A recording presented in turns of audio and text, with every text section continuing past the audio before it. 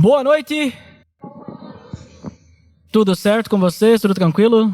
Quero desejar a todos uma feliz Páscoa, porque hoje nós comemoramos, essa data tão especial, uma data que nos lembra que Jesus, ele morreu por nós, para nos salvar do pecado, da escravidão do pecado, mas ele vive, ele não permaneceu morto.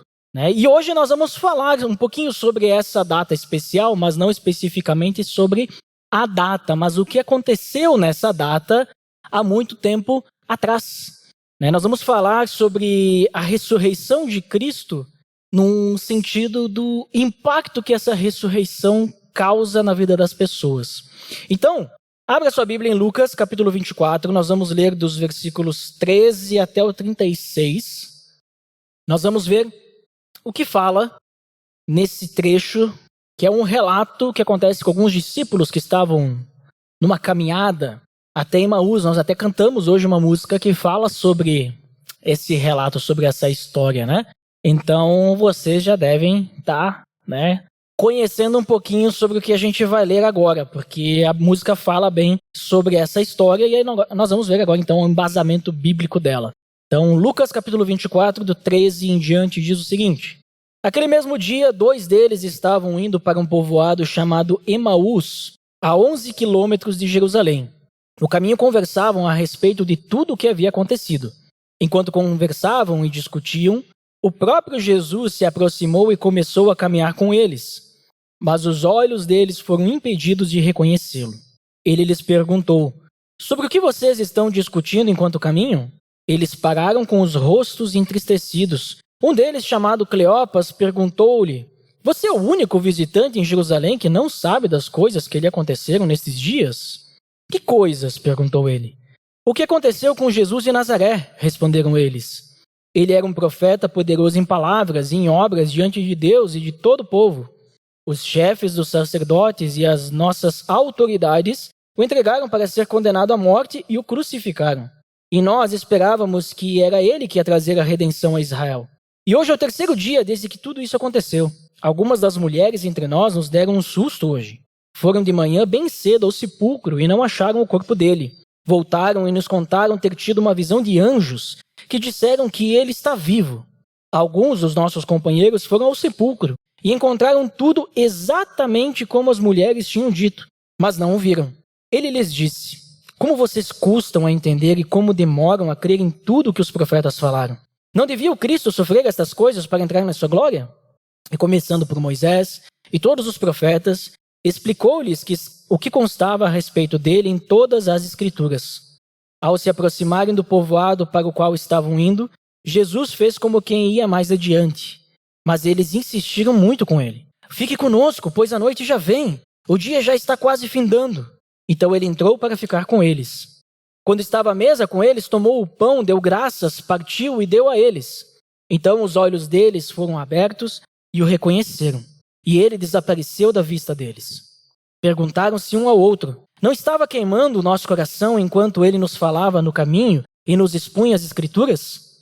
Levantaram-se e voltaram imediatamente para Jerusalém. Ali encontraram os 11 e os que estavam com eles reunidos, que diziam: É verdade, o Senhor ressuscitou e apareceu a Simão. Então os 2 contaram o que tinha acontecido no caminho e como Jesus fora reconhecido por eles quando partiu o pão. Enquanto falavam sobre isso, o próprio Jesus apresentou-se entre eles e lhes disse: Paz seja com vocês. Vamos orar? Pai, em nome do teu Filho Jesus, nós somos gratos a ti, porque o Senhor nos traz a tua palavra, o Senhor nos possibilita termos algo tão rico em nossas mãos, que revela a nós a tua obra, quem tu és, Pai, e o que o Senhor fez, faz e ainda fará por nós, Deus. Que o Senhor nos instrua através do teu Espírito Santo para entendermos essa passagem e como ela se aplica em nossas vidas, para que possamos crescer, para sermos cada vez mais parecidos com teu Filho Jesus Cristo. Em nome de Jesus que oramos. Amém.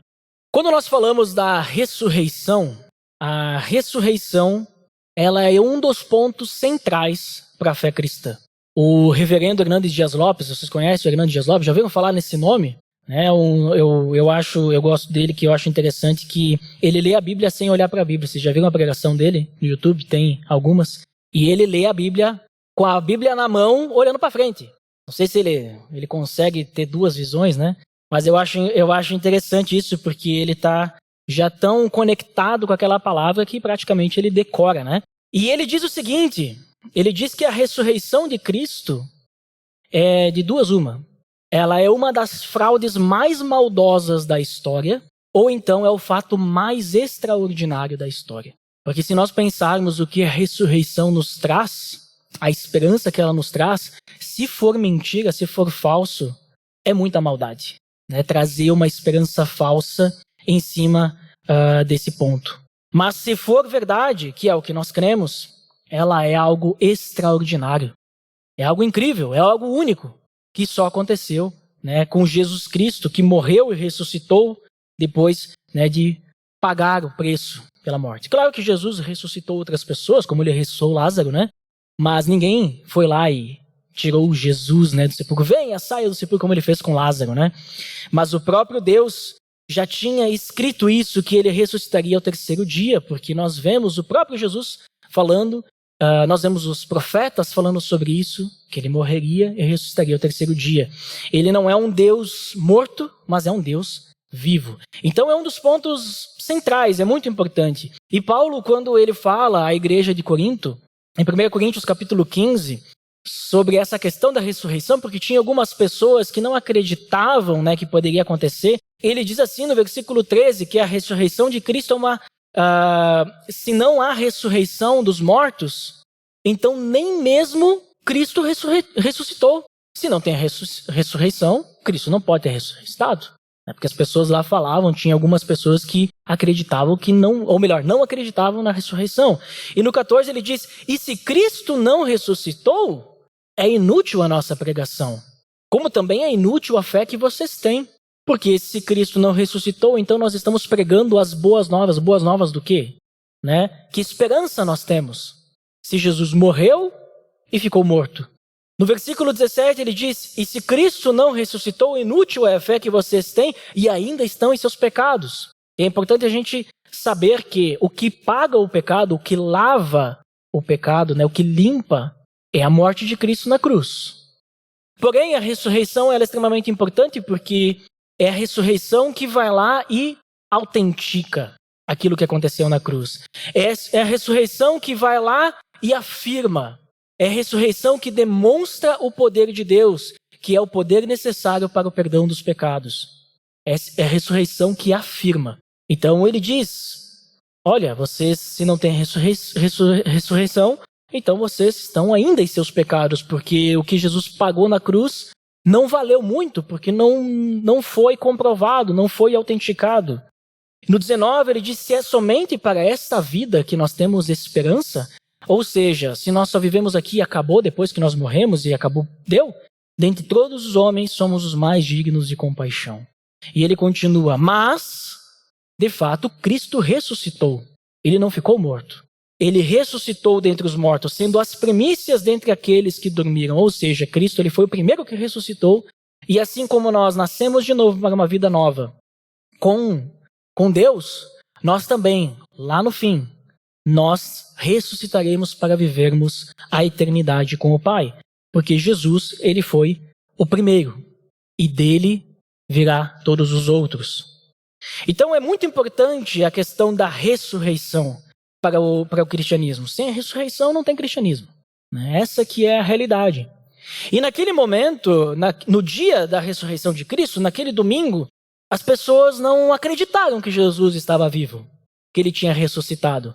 Então a gente percebe que por não acreditar nisso e acharem que Jesus estava morto, a fé deles foi abalada. Então eles praticamente não tinham muita esperança no seu mestre, no Messias. E esse relato que nós lemos desses dois discípulos, que estavam a caminho de um povoado chamado Emaús, se passa exatamente no domingo que Jesus ressuscitou. Antes disso, de madrugada, só para nós relembrarmos os fatos, bem cedo, algumas mulheres foram até o sepulcro levando especiarias aromáticas para passar no corpo, porque o corpo começava a cheirar mal e tudo mais, então eles iam, como se fosse uma espécie de embalsamar, mas não era que nem a gente estuda na escola dos egípcios, sabe? Mas eles iam passando especiarias e tal para, cuidar do corpo. Tinham feito isso anteriormente já, mas eles iam continuando. E essas mulheres vão até o sepulcro e elas encontram o sepulcro vazio. E aparecem anjos que dizem: aquele que vocês procuram não está aqui, Jesus não está aqui, ele ressuscitou. E aí elas saem correndo de lá e vão se encontrar com os 11, porque lembra que Judas já não está mais entre eles, né? E elas dizem: olha, aconteceu isso, fomos lá, não estava, ressuscitou. Ninguém acreditou naquelas mulheres. Aí Pedro e o outro discípulo, que a gente acredita que seja João, foram correndo até o sepulcro e viram a mesma coisa que elas falaram. Realmente, o túmulo estava vazio. Confirmaram. E aí nós vemos então esse relato, que Jesus aparecendo para esses dois. Antes disso, Jesus já tinha aparecido para Maria Madalena. Os evangelhos não... A gente não tem uma ordem bem clara se apareceu para ela e para as mulheres antes delas irem contar para os discípulos, se Maria Madalena voltou, porque eles, cada um fala, cada evangelista, cada escritor de um evangelho fala de uma forma com um propósito diferente e eles contam a história de uma forma diferente, a mesma história. Então alguns colocam mais detalhes, outros menos detalhes, alguns resumem, alguns colocam os fatos em ordens diferentes, então a gente não tem muita certeza. Mas o fato que eu quero trazer com isso é que Jesus não tinha aparecido para mais ninguém ainda. O que tinha rolado por aí era essa história de que as mulheres foram ao sepulcro, ele estava vazio, e elas contaram que não tinha Jesus lá, e que o Pedro e mais um dos discípulos foi até lá e comprovou isso. Então essa história estava, nas notícias entre os discípulos, aí nos grupos que eles tinham de WhatsApp e tal, se tivesse aquela época ia rolar rapidamente essa notícia, mas eles falaram entre si. Estavam sabendo. Como é que eu sei disso? Porque esses dois discípulos de Emaús, eles falam, que até, algumas mulheres foram lá e tal, então eles estavam sabendo disso. Porém, a gente percebe que eles não acreditavam que Jesus estava vivo, assim como os outros acharam que era a conversa delas, não estavam batendo bem na cabeça, que o pessoal fala no linguajar popular. Então, quando nós chegamos no versículo 13 que nós lemos, nós vemos que esses dois discípulos, eles estavam indo embora de Jerusalém. Eles estavam em Jerusalém, estavam lá na sexta-feira, Jesus morreu, 3 dias depois, Jesus estava morto. E aí eles resolvem ir embora. E eles estão indo embora, desanimados, como se estivessem abandonando a missão, porque eles não alcançaram aquilo que eles esperavam de Jesus. Estavam frustrados. Aquilo que eles desejavam que acontecesse não aconteceu. Aconteceu o contrário. E apesar desse desânimo deles, a conversa que eles têm entre eles dois demonstra que, de certa forma, a fé deles não estava totalmente extinta. Eles não tinham abandonado totalmente a fé de quem era Jesus e tudo mais. Eles só não conseguiam compreender o que aconteceu. Eles acreditavam, Jesus era o Messias que nós esperávamos. Mas ele morreu. Não faz sentido. Se ele era quem a gente acredita que ele era, isso não poderia ter acontecido. E eles tinham esse pensamento porque eles não compreendiam as Escrituras. Porque se Jesus morreu, não poderia ser o Messias. O Messias morrendo crucificado, como assim? Eles não tinham esse entendimento de exatidão das Escrituras. Mesmo desanimados e com a fé abalada, nós percebemos que existe um terceiro personagem nessa história, que é Jesus. Jesus, ele está acompanhando eles, mesmo eles desanimados, com a fé abalada, frustrados, indo para longe, vamos dizer assim, da missão. Eles estavam indo embora, abandonando, mas Jesus estava lá com eles, acompanhando eles. Então a gente percebe que o discipulado, ele não é uma jornada solitária, em que nós andamos sozinhos, mas é um andar contínuo com Jesus. E eles estavam em dois, um andar contínuo com alguém que também está com Jesus. Jesus está acompanhando eles, mesmo que eles estejam desanimados. Por quê? Porque Jesus é misericordioso. Ele é misericordioso ao ponto de acompanhar e convencer até mesmo aqueles que ainda têm dificuldade de entender. aqueles que têm dificuldade de compreender a obra de Jesus Cristo. E a ressurreição de Jesus nos garante isso. Nos garante que ele vive e que ele caminhe conosco. Porque lembre-se, ele não está morto, ele vive. O morto não vai caminhar, né? Esses negócios que a gente vê na TV, filme de zumbi, não existe. Jesus não é zumbi, ele vive. Vive de verdade. Está vivo.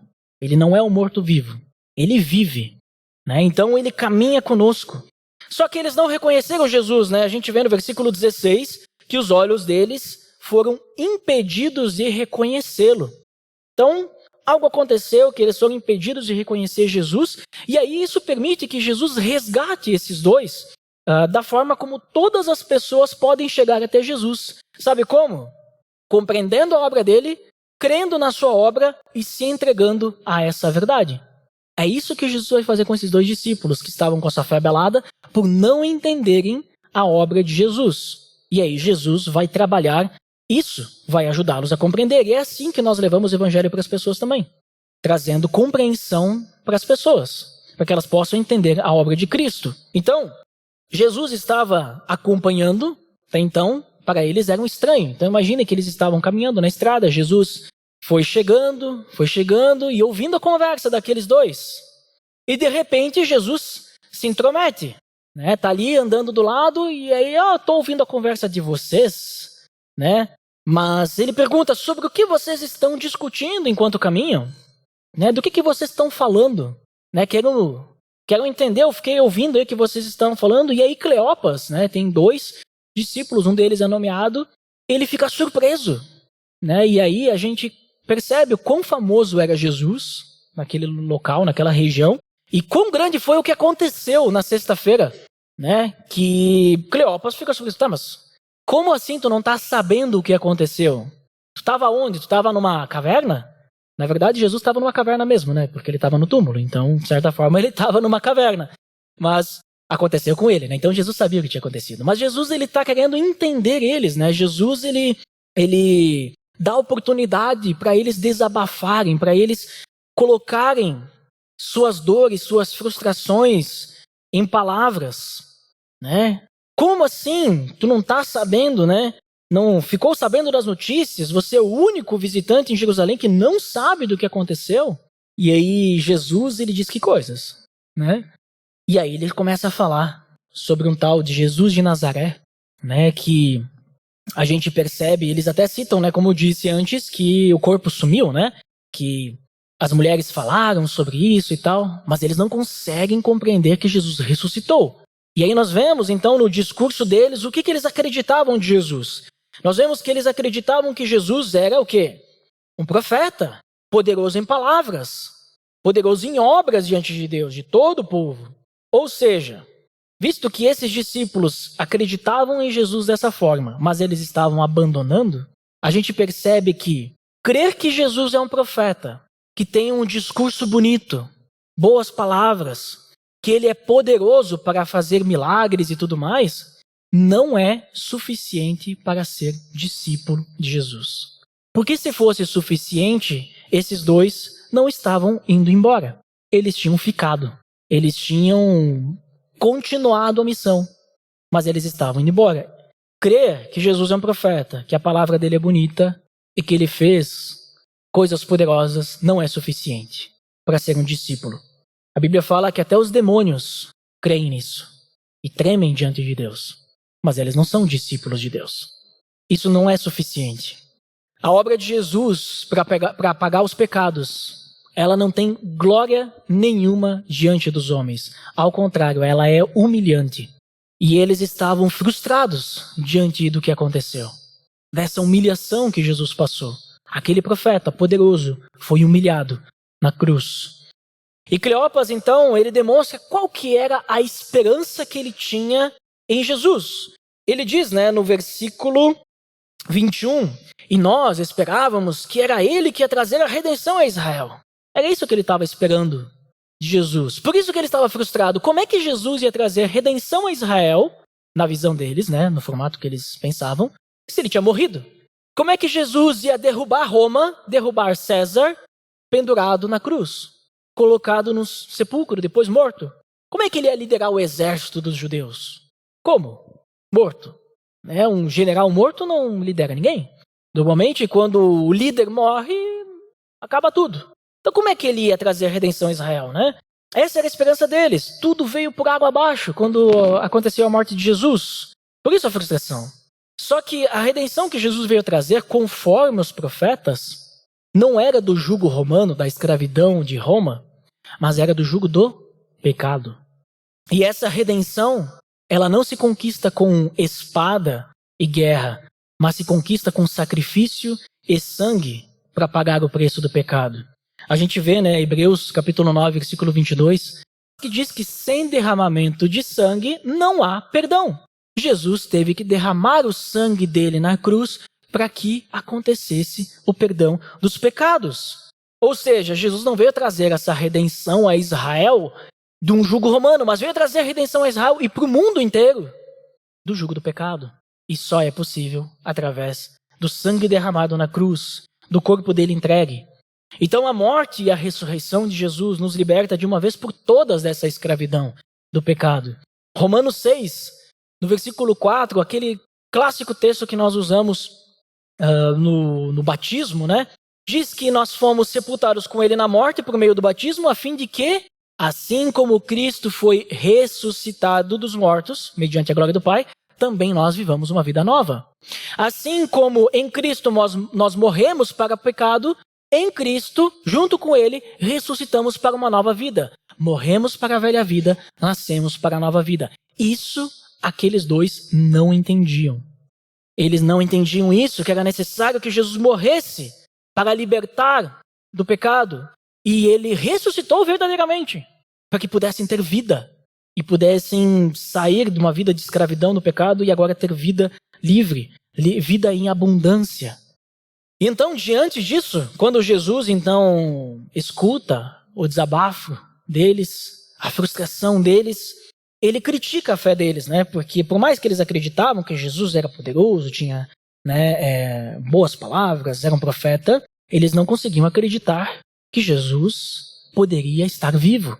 E ele diz, como vocês custam a entender e como demoram a crer em tudo que os profetas falaram. Em outras versões vai estar escrito, ó nécios e tardos de coração. É quase como se Jesus estivesse xingando eles, mas essas palavras, quando Jesus usa, ele não tem uma conotação maligna, maldosa, mas ele tá demonstrando o quanto fraco e lento para entender as coisas eles são. E como é difícil, muitas vezes entendermos as coisas, E esses dois tinham dificuldade para entender.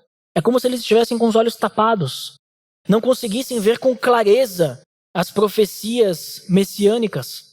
Quando eles olhavam para a lei, para os escritos dos profetas, para o que eles tinham naquela época das escrituras, eles olhavam para aquilo e não conseguiam ver Jesus lá. E a Bíblia toda aponta para Jesus, desde o início. O objetivo da Bíblia é contar a história da redenção do mundo, desde a sua criação. Eles não conseguiam ver isso. Mas nós também não ficamos muito para trás, Porque como é difícil para nós também entendermos e crermos na verdade. Hoje nós temos tudo revelado, toda a palavra revelada para nós. Tudo que Jesus precisa que nós saibamos, nós temos na Bíblia. E mesmo assim nós temos dificuldade, mesmo com tudo claro. Alguns ainda querem interpretar a Bíblia do seu jeito, criar o seu Jesus. E ao invés de viver para Jesus do jeito de Jesus, querem viver para Jesus do seu próprio jeito. Criam o seu próprio Jesus, criam uma forma maquiada de Jesus. Mesmo com tudo claro, mesmo com tudo escrito bonitinho. Veja bem, acho que tem coisas aqui que são para aquela época. Se tem coisas que são para aquela época, então o que Jesus está fazendo aqui também é para aquela época. Hoje Jesus não anda conosco. Se Jesus ressuscitou, é para aquela época. Hoje Jesus não vive. Se nós começarmos a sermos seletivos no que a gente vai escolher da Bíblia para nós, então qualquer coisa que está escrito aqui é dúbio, não é a verdade.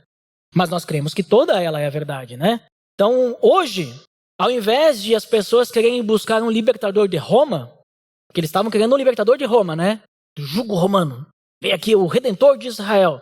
Ao invés disso, hoje as pessoas também querem um libertador, mas as pessoas querem um libertador, um Jesus liberal, que liberta do pecado e agora deixa eu fazer o que eu quiser da minha vida, ou seja, continuar no pecado, né, para fazer agradar o meu ego, um Jesus que agrada a minha vida narcisista, busca um Jesus que traz felicidade. A gente já viu, né, que a vida no Evangelho não nos garante felicidade nesse mundo, né? Mas nos garante perseguição, nos garante dificuldade. A felicidade nós vamos encontrar em Deus. Se nós tivermos dificuldade para encontrar felicidade em Deus, é porque nós estamos com os pés no mundo e não com os pés do lado de Deus. Muitas pessoas querem o Jesus que agrada às suas vontades. Mas esse não é o Jesus da Bíblia, né? O Jesus da Bíblia é o Jesus da cruz, do sacrifício, do sofrimento. É o Jesus que passa o caminho todo explicando para esses dois discípulos sobre o que as Escrituras falam sobre si mesmo. Provavelmente, ele deve ter focado na morte, né? Na ressurreição. Imagina como que foi esse momento, como que foi esse ensino. Né? Deve ter sido um ensino maravilhoso. Pensa, você está caminhando 11 quilômetros aqui, diz, né? Alguns manuscritos falam em 20, mas vamos pensar em 11. Em 11, numa caminhada ali, meio acelerada, dá menos de 2 horas. Mas talvez eles devem ter diminuído o passo, né? Para escutar um pouquinho mais. Porque eles deviam estar interessados, né? Então foi ali pelo menos umas 2 horas conversando. Jesus deve ter falado sobre Gênesis, né? O proto-evangelho. Deve ter falado sobre Isaías 53, o servo sofredor.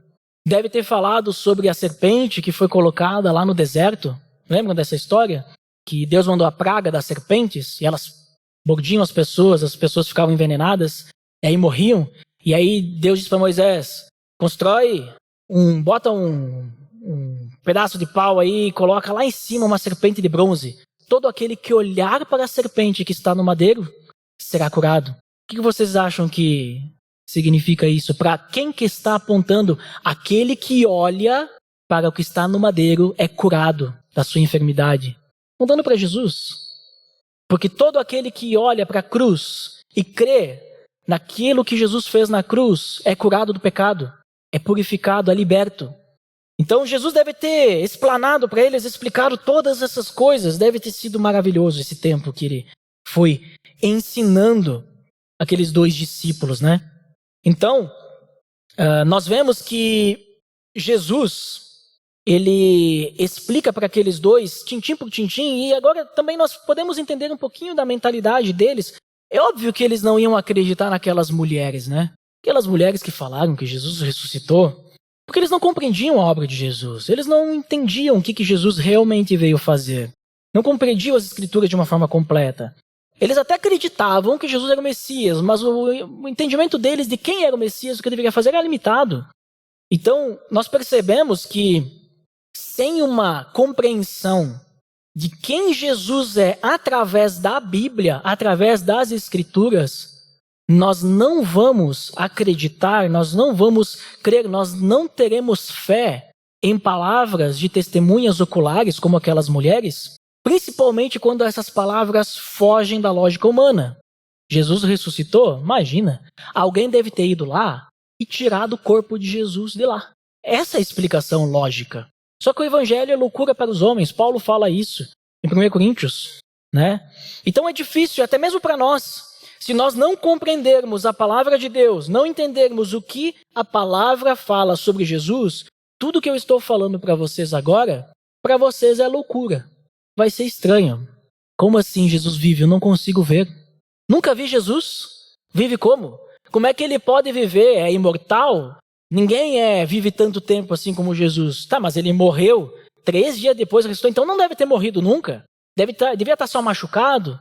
Se nós não compreendermos a obra de Jesus através da Bíblia, muitas das coisas que nós vamos conversar entre nós vai ser loucura, porque precisa ter fé. E fé, a gente lembra, eu pelo menos sempre lembro de Hebreus 11, né? A galeria dos heróis da fé. Hebreus 11:6 diz que sem fé é impossível agradar a Deus. Então, se nós não tivermos fé, nós não podemos agradar a Deus. Então, não podemos nem ser cristãos sem fé. E o que é fé? A fé compreende crer que a palavra de Deus é verdadeira mesmo sem nós vermos e sem nós comprovarmos os fatos. É o que diz no versículo 1 de Hebreus 11. O que é fé? Fé é a certeza daquilo que esperamos e a prova das coisas que não vemos. Ou seja, a fé é a certeza que nós vamos, por exemplo, nesse caso da ressurreição, que no último dia nós ressuscitaremos e viveremos eternamente com o Pai, perante a sua glória. Isso é fé. É nós crermos que isso vai acontecer, é esperarmos que isso aconteça, mesmo que nós não tenhamos nenhuma comprovação sobre isso. Não tem ninguém que foi e voltou. Não tem ninguém que disse, realmente, olha, eu tenho aqui um contrato assinado por Deus, dizendo que no último dia vai acontecer assim, assim, assim. Não, o que nós temos é a palavra de Deus nos dizendo o que vai acontecer. Essa é a nossa comprovação, esse relato. Ou nós cremos ou nós não cremos. Então fé é isso, nós crermos e esperarmos isso. Também a fé é a prova daquilo que nós não vemos. Ou seja, nós não vemos Jesus. Não vimos ele morrer na cruz, não vimos ele ressuscitar, nós não vimos ele ascender aos céus. Não vimos ele fisicamente. Porém, nós cremos que ele está aqui, nesse momento. Paulo fala em Gálatas 2:20, agora não sou mais eu quem vivo, mas Cristo vive em mim. Então, não sei vocês, mas dentro do meu coração está Jesus. E ele está aqui agora. Eu não estou vendo ele, mas ele está. Eu sei, porque eu tenho fé. Eu creio nisso. Né? Jesus fala, felizes são aqueles que não viram e creram. Né? Então, nós não precisamos tocar em suas feridas, nós não precisamos abraçá-lo para saber que ele vive. Nós apenas cremos. Isso é fé. Esses dois estavam com a fé abalada porque estavam acreditando em outras coisas, que não era a obra de Jesus. E então, Jesus explica tudo para eles. E quando eles estão se aproximando do destino, Jesus ele meio que faz como quem vai adiante, meio para testar, né, se eles desejavam a sua companhia. Mas antes de nós entrarmos nesse momento, eu acho muito bonita essa ilustração que nós temos com Jesus.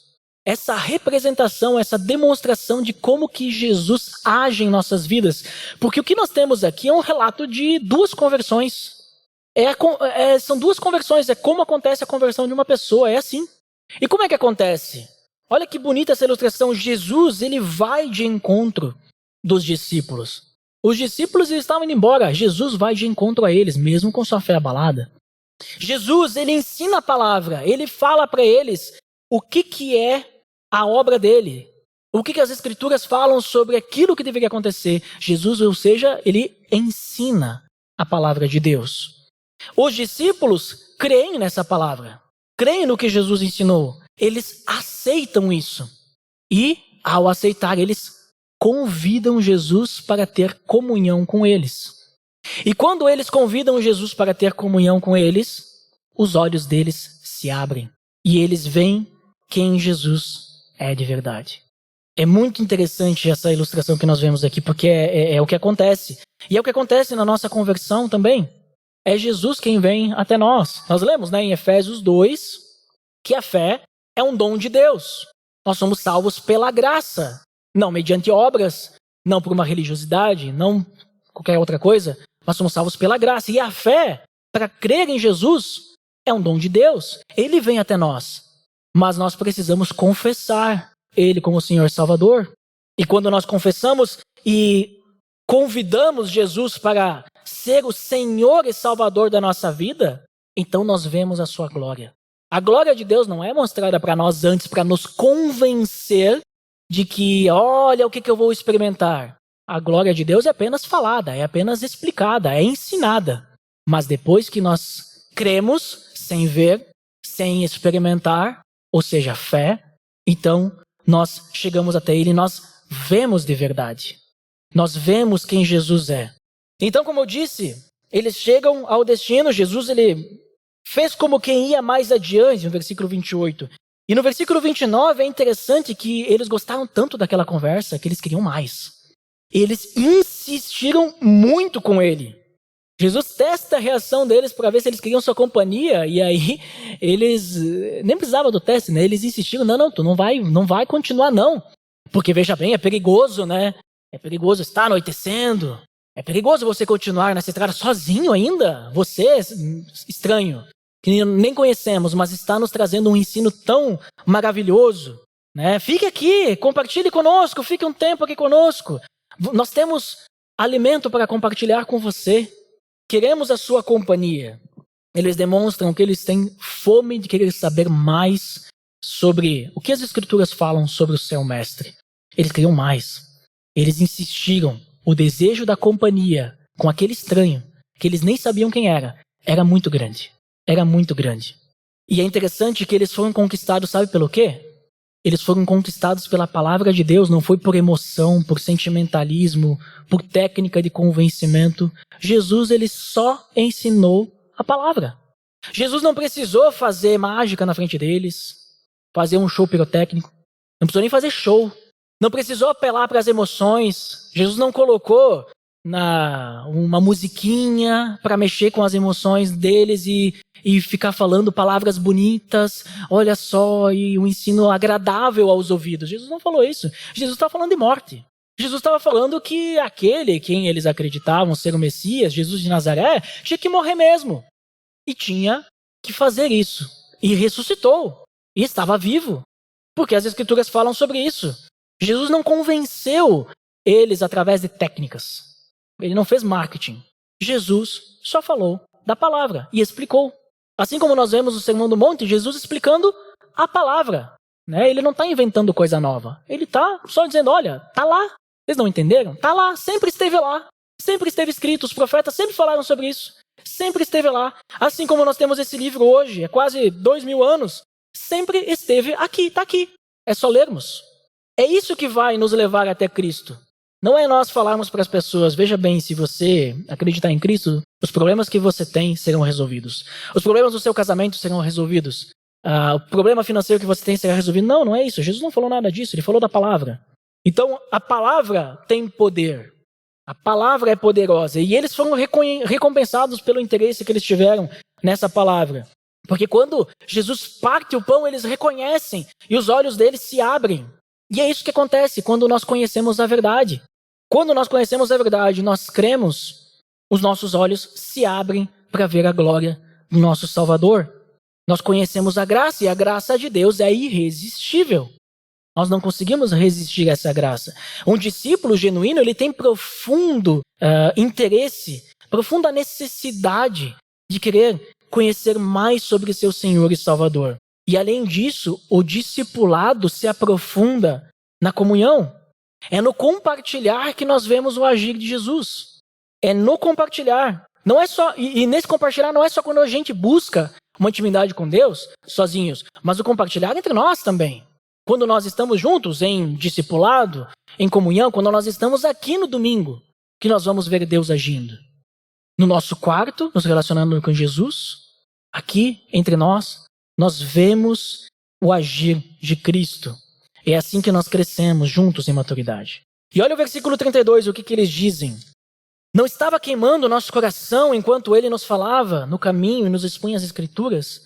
A palavra de Deus, ela não apenas informa e traz um entendimento, mas ela também traz uma profunda experiência espiritual e emocional.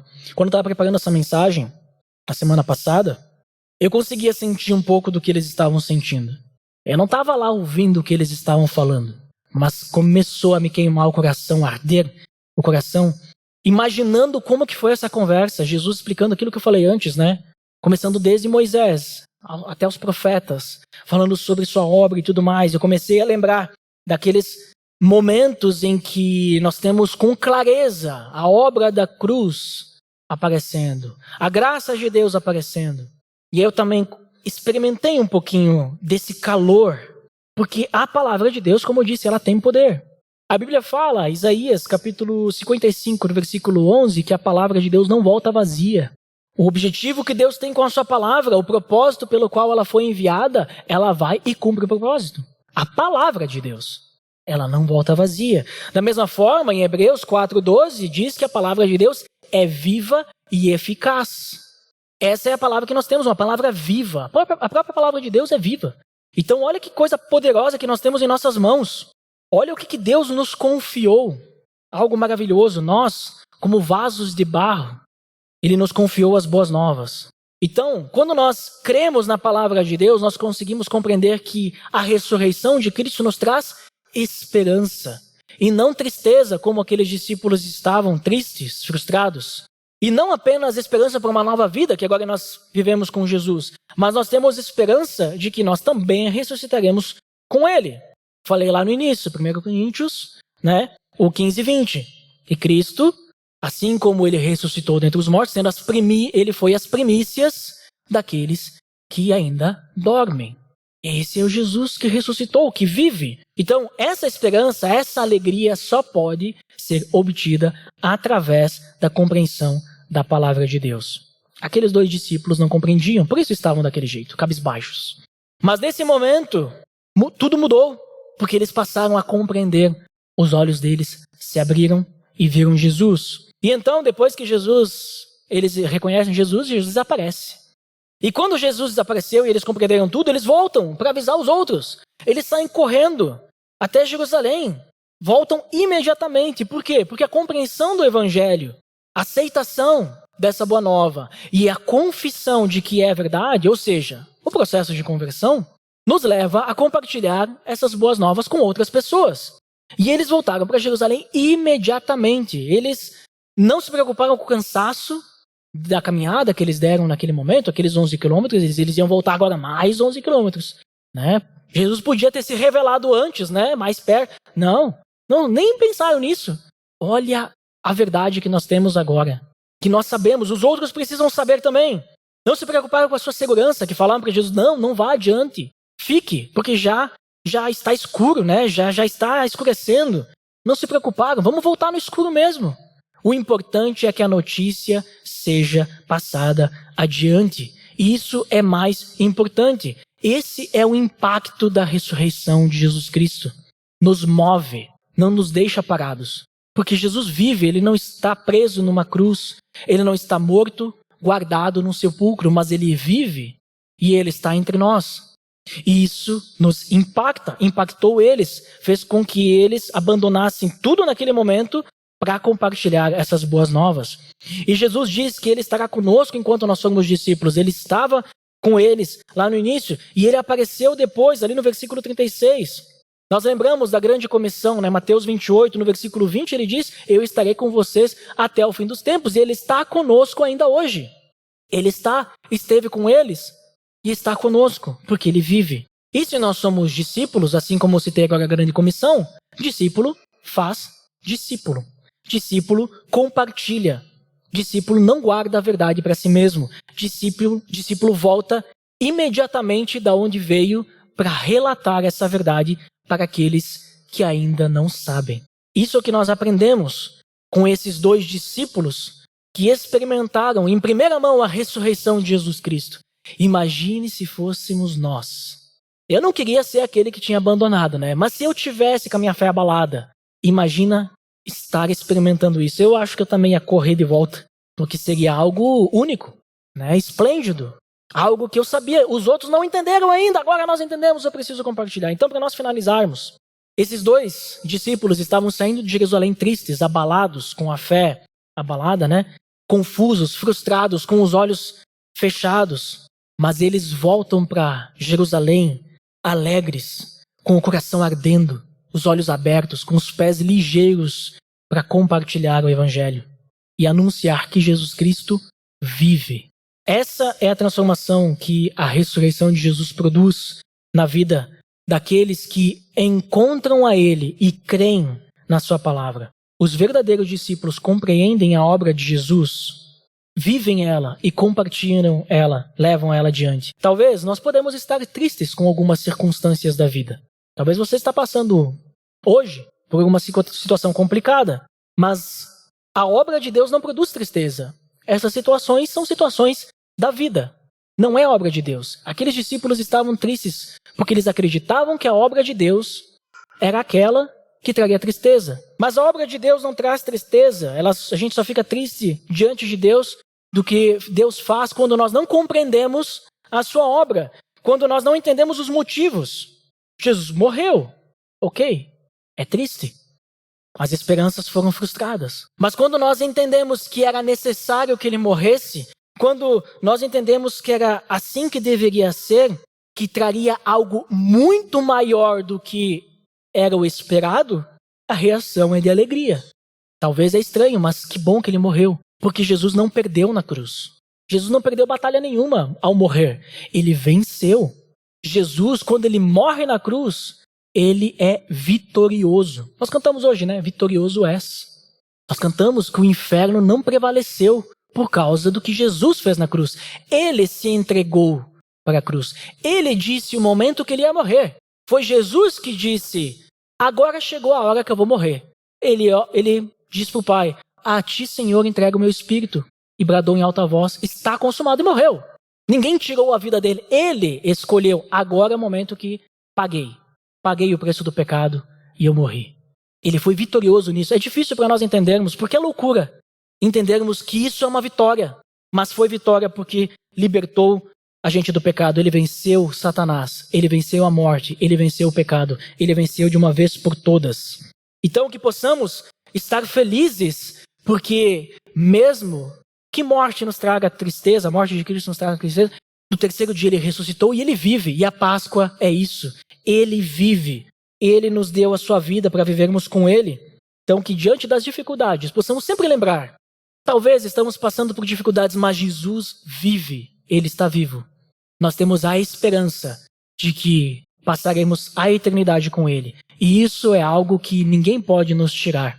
E é algo que nos traz alegria, que arde o nosso coração com essa notícia. E que possamos compartilhar isso também. Vamos orar por isso? Pai, em nome do teu Filho Jesus, obrigado porque o Senhor fez uma grande obra através do teu Filho na cruz e também trouxe a ressurreição, Pai, que nos dá a esperança de que, além de termos vida hoje contigo, também estaremos contigo na eternidade.